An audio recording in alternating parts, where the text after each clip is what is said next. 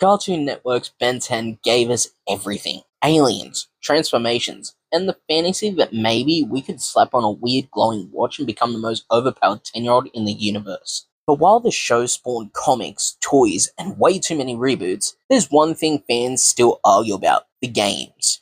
From Protector of Earth on PS2 to weird DS spin offs, to the more recent but, let's just say, forgettable console releases, fans are left asking, will we ever see a brand new Ben 10 game worth playing in 2025 and beyond? Today, I'm breaking it down: the history, the good, the ugly, and the chances of Ben slamming the Omnitrix button in a fresh next-gen adventure. Let's rewind to the mid-2000s. Licensed games were everywhere. Spider-Man 2, Batman Begins, every Pixar movie got a tie-in, and Ben 10? Oh, it joined the party. Ben 10 Protector of Earth dropped 2007, and it was surprisingly good.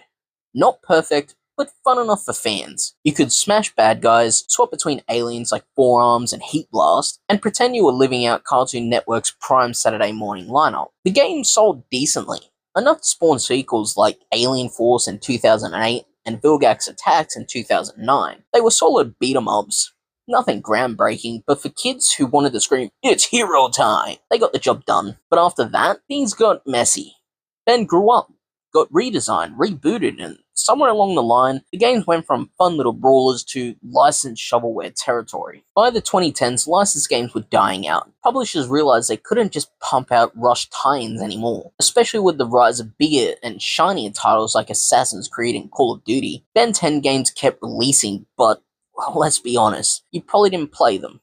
Titles like Ben 10 Omniverse in 2012 and the 2017 Ben 10 reboot game were painfully average, the reviews calling them repetitive, low budget, and lacking the spark the early ones had. The problem? They felt safe. They didn't take advantage of what makes Ben 10 actually cool: alien transformations as a core mechanic, open world exploration, creative combat. Instead, most of these games played like a bargain bin beat-em-ups or platformers. It wasn't that Ben 10 stopped being popular, it's that developers stopped trying to innovate. Okay, so let's dream for a second. Imagine a new Ben 10 game in 2025. What would it need to actually succeed? Open world exploration. Think Spider-Man PS4 but with Ben swinging. Okay, maybe not swinging, but transforming in the Stinkfly or Jet Ray to fly around. Dynamic alien combat. Swap aliens mid-combo like Devil May Cry weapon switching. You could start with accelerate speed, then morph into Forearms for a slam finish. Storytelling that respects fans. Instead of a lazy reboot cash grab, give us a narrative that ties together the original Ben, Alien Force, Ultimate Alien, and Omniverse. A multiverse Ben 10 game that'd actually probably sell. RPG progression. Unlock aliens, level up moves, upgrade Omnitrix tech. Basically, give us a reason to grind and customize. It's not rocket science. It's about treating Ben 10 like the superhero property it is, not just a quick cash-in. Here's the harsh truth: Ben 10 isn't dead, but it's not in the spotlight either.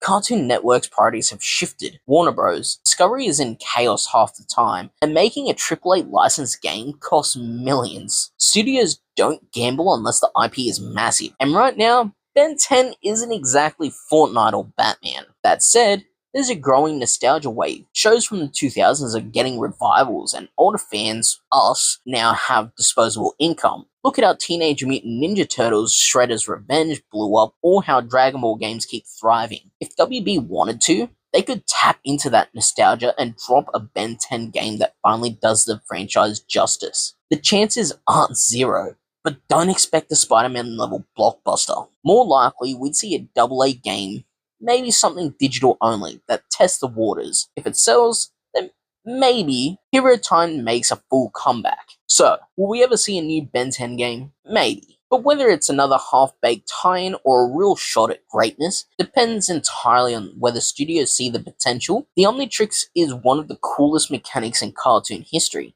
The only question is, will a developer finally use it right? And hey, if nothing else, at least we can all agree on one thing: no matter what happens, a new Ben 10 game would definitely still be better than that time the Omnitrix turned him into Upchuck. Seriously, imagine paying $70 just to play as a vomiting alien. On second thought, Maybe Ubisoft's already working on it. Drop your thoughts below. Smash that like button if you grew up screaming, "It's hero time!" And follow for more gaming deep dives. Until next time, remember, don't hit random glowing watches you find on the ground. That's not an alien super weapon, that's probably just a kid's broken Apple Watch.